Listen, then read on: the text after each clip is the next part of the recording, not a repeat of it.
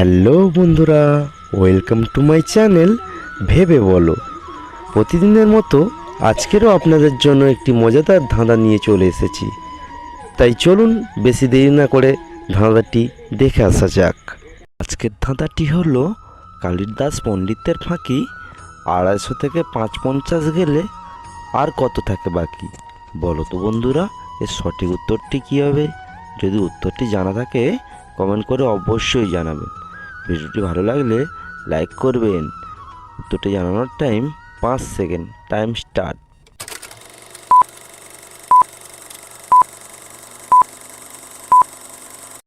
আপনাদের বলার টাইম শেষ হলো।